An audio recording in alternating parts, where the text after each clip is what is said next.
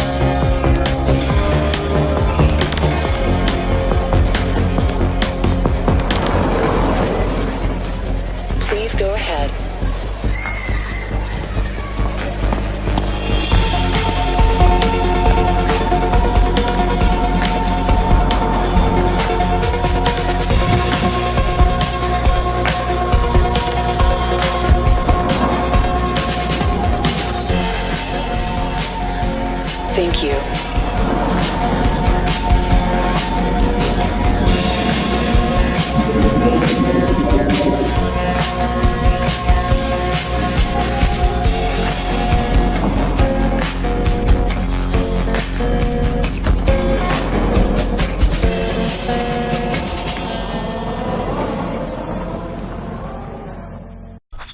Number 2.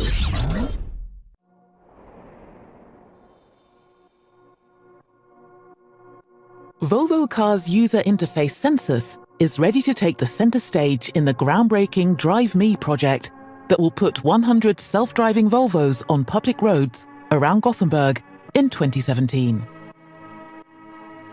The interface is designed to be intuitive and easy to use. While driving autonomously, the car turns lost commuting time into quality time by keeping the driver well-informed, relaxed, and confident that the IntelliSafe autopilot is completely in control. Sections of the route available for autonomous driving are displayed when the journey is programmed into the navigation system.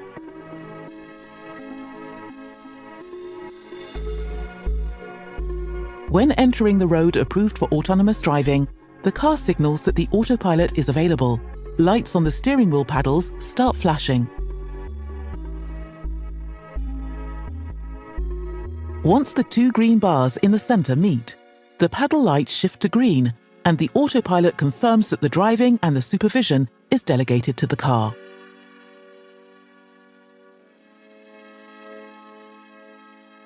The remaining driving time in autonomous mode is counted down in the center of the right dial, keeping you informed about how much free time you have left.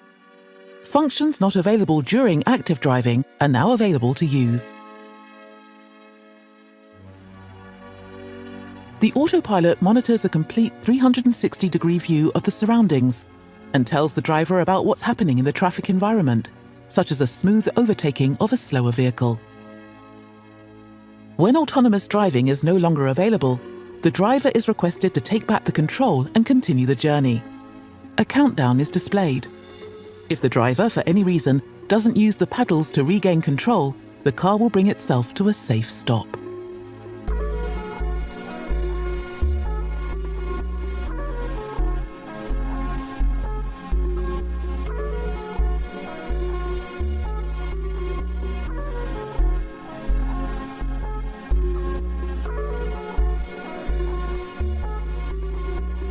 The self-driving Volvo will safely handle every aspect of the driving while you focus on something else. But anytime you want confirmation that IntelliSafe Autopilot is on top of its game, the information is always right there, right in front of you. Number 3. Introducing Software Series 7. Start your morning with Summon. While you get ready, summon your Tesla from your Tesla app, automatically opening the garage, pulling out, and closing the garage for you. Combining a newly streamlined interface with the enhanced control and versatility of your daily commute. Over-the-air updates continually improve and add new features to Autopilot. Autopilot removes the stress from your commute. Designed for highway use, Autopilot assists you with the routines of daily driving, whether you're cruising or crawling. To the left and right of the speedometer, find the icons for traffic-aware cruise control and auto steer. These appear as gray when available and blue when active. Use the cruise stalk to engage traffic-aware cruise control. Pull it toward you once to engage smart speed and twice to activate auto steer as well. Keeping your hands on the wheel, ease back as traffic-aware cruise control maintains your cruising speed, dynamically adjusting in response to other vehicles. Auto steer will keep to the curve of the road, sensing both the lane boundaries and the surrounding traffic.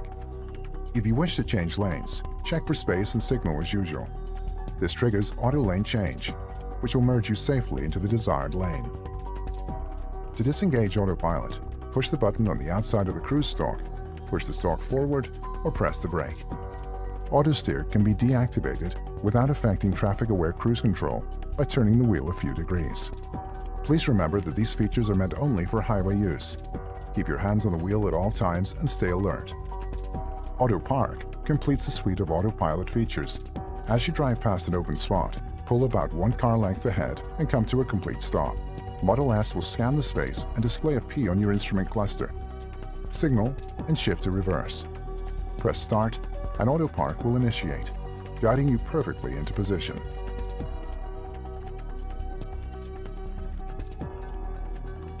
Autopilot changes the way you relate to your drive. It expands your awareness of Model S and its surroundings, enhances your ability to respond, and gives you more comfort and energy during and after your drive. Number 4. For a vehicle to drive itself, it needs to know where it is in the world, and it also needs to know what's around it. Based on these factors, it needs to be able to make smart and safe driving decisions in the real world.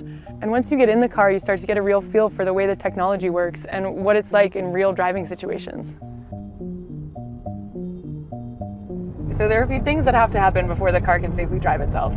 First, it has to figure out its location in the world. So we use GPS, but GPS isn't always that accurate, which is why we rely on our other sensors like the laser, which picks up on details in the environment that help us identify a more precise location.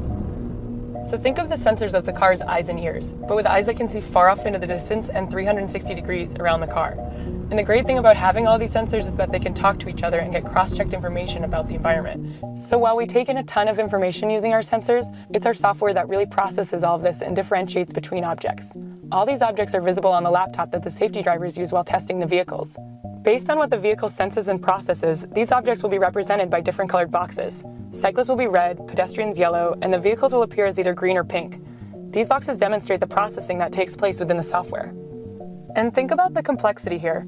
People look different, cars have different shapes and sizes, yet despite these nuances, the software needs to classify these objects appropriately based on factors like their shape, movement pattern, or location. For example, if there's a cyclist in the bike lane, the vehicle understands that this is a cyclist, not another object like a car or a pedestrian, so the cyclist appears as a red box on the safety driver's laptop, and the software can also detect the cyclist's hand signal and yield to them appropriately. When our engineers think about where the car should drive and how, safety is always the top priority. So the vehicle takes into account many things like how close it is to other objects or matching speed with traffic or anticipating other cars cutting in. For example, as a passenger, it can feel a little uncomfortable passing by a large vehicle on the road.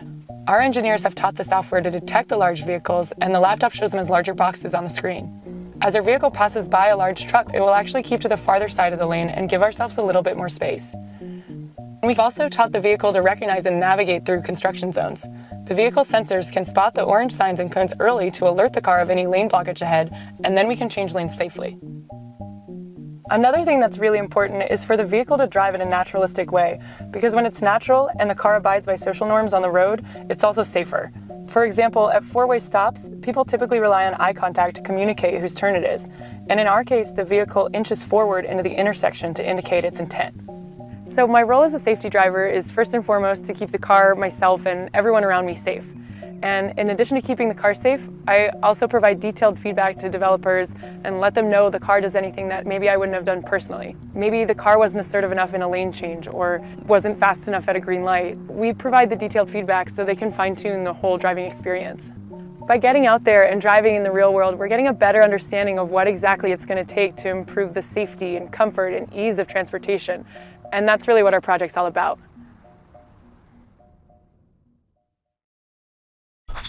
Number 5.